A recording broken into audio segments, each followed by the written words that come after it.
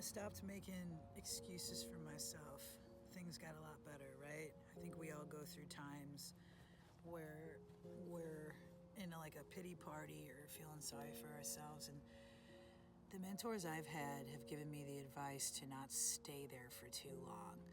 And I've heard different numbers. Like one person said 15 minutes, another person said a few days. And I know it's more so what best works for you in that particular situation. But I do think there's truth to that. Like after a few days, like say it's like a really big blow or something really difficult, you might go past a few days with it, but the longer you stay in that lower woe is me space, you have to understand the energy behind that is that you're going to create more of the energy of woe is me.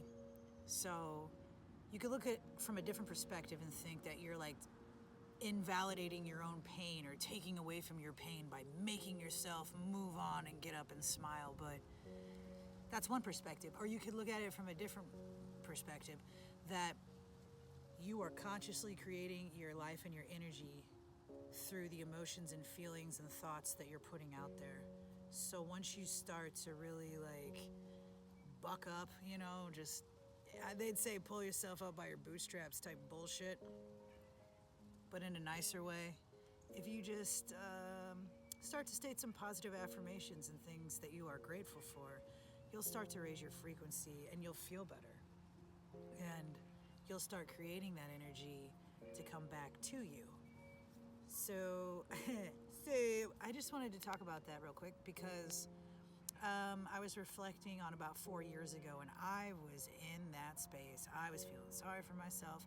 And now looking back, I stayed in that space way too long because I kept creating it. I even had a mentor 4 years ago, a medium who can read energy, and she was just like, she had barely spoke to me during that time period, but just one session with her was enough to know that I was in my own pity party. And she called me out on it, and she's like, look, it's okay to feel bad about, this breakup or what's happening, but the longer you stay there, you're going to create more of it. And it's like, I wanted to hear her, I wanted to listen to her 4 years ago, but it took me a while. It took me months to really get out of it. It was probably one of the biggest pity parties of my life. But again, looking back 4 years later now, or ago, I'm just like, holy crap, yeah, I could have moved on and been happier a lot sooner if those are the feelings I embarked on.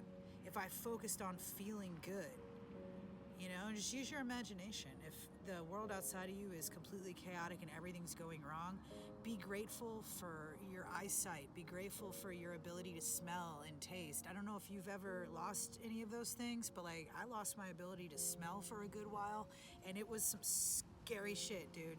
I wouldn't wish it on anybody, and I know it happened to a lot of people back in 2020, 2021, where they lost their ability to smell or taste.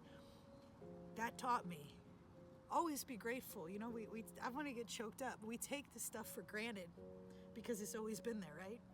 I almost lost my leg in an accident 10 years ago. Today I was walking and I was getting choked up. I was like, man, I'm so thankful for my leg.